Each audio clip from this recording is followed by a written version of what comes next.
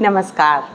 आज मैं आपके लिए ये किताब लाई हूँ 11 रुपए का फाउंटेन पेन, जिसे लिखा है अमित दत्ता जी ने। अमित दत्ता जी एक फिल्मकार हैं, बहुत ही प्रसिद्ध फिल्मकार, और यहाँ लिखा है कि इनकी फिल्मों को कई राष्ट्रीय और अंतर्राष्ट्रीय पुरस्कार व सम्मान मिले हैं। मुझे इनके बारे में इतना पता नहीं था, लेकिन इनकी कहानियाँ पढ़ते हुए मुझे लगा ये कुछ अलग ढंग से लिखते हैं। तो देखिए, ये कहानी की किताब छपी है एक तारा प्रकाशन से।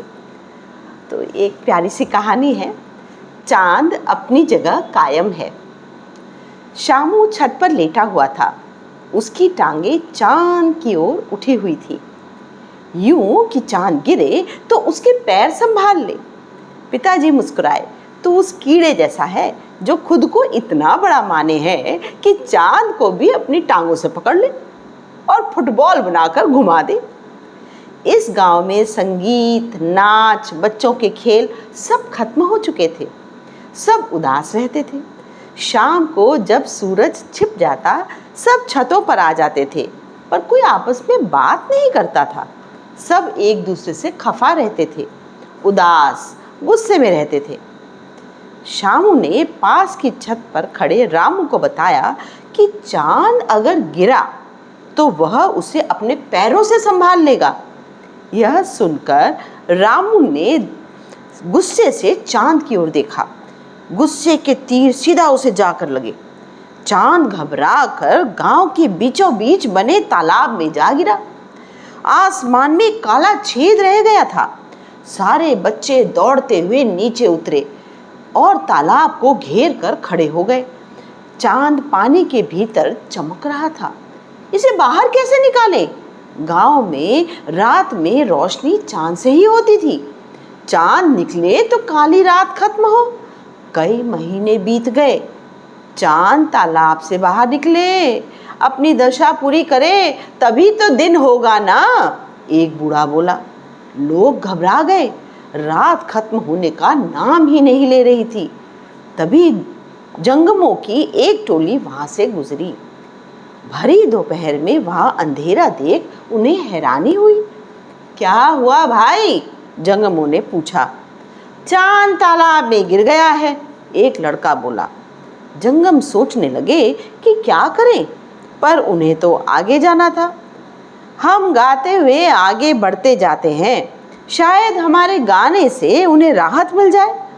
हमें तो गाना है, दिन हो या रात, उन्होंने सोचा। जैसे ही उन्होंने गाना शुरू किया, तालाब में हलचल हुई।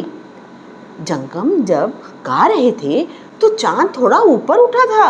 मैंने अपनी आंखों से देखा था, दो लड़कियां एक साथ बोली।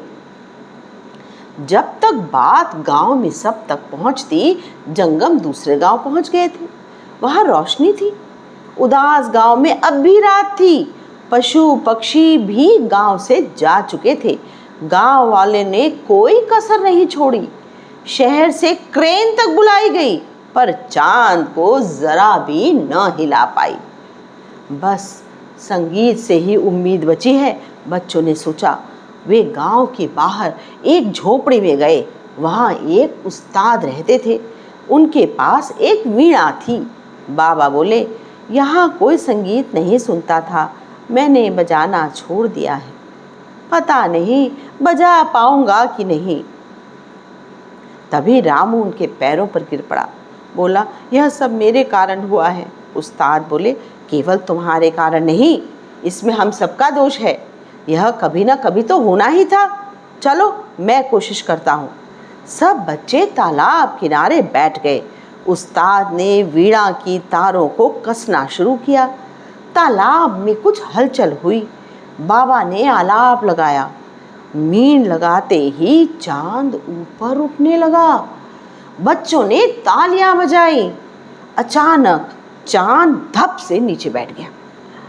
थोड़ा रियाज करना पड़ेगा, चालीसा करूंगा, यानी 40 घंटों तक लगातार अभ्यास, कहते हुए बाबा अपनी झोपड़ी में चले गए। बच्चे उदास। अंधेरी रात। दूर झोपड़ी से वीणा की आवाज आ रही थी। उस्ताद मीन पर अभ्यास कर रहे थे। वो रात बच्चों ने तालाब के किनारे गाने गाते हुए गुजारी। रात क्या, कुल 12 घंटे। दिन भी तो रात ही थी। इसी तरह कई दिन रात बीत गए। बच्चे गाने गाते रहे। उन्होंने कई खेल भी बना लिए थे। उस्ताद 40 दिन बाद लौटे। तालाब किनारे उन्होंने अपना आसन जमाया, फिर ऐसी मींड लगाई कि चांद पहले सुर से ही ऊपर उठने लगा। जैसे जैसे उस्ताद तार को नीचे खींचते सप्तक बदलता, चांद और तेजी से ऊपर उठता। उठते उठते चांद अपनी जगह पर पहुंच गया। हवा चलने लगी, पक्षी लौट आए, उनके चहचहाने की आवाजें आने लगी। चमेली की गंध से सारा गांव महक उठा। कोयल ने आज नया गीत गाया।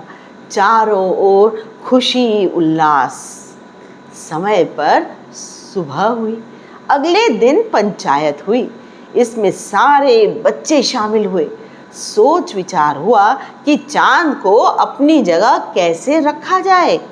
बच्चों ने कहा कि संगीत को गांव में रखना होगा। गांव में संगीत महोत्सव कराने होंगे। बड़ों ने हामी भरी।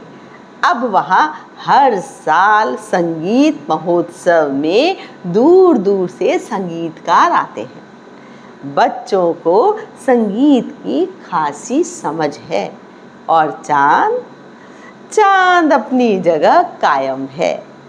आशा है आपको ये कहानी भी उतनी ही पसंद आई होगी जितनी मुझे। धन्यवाद।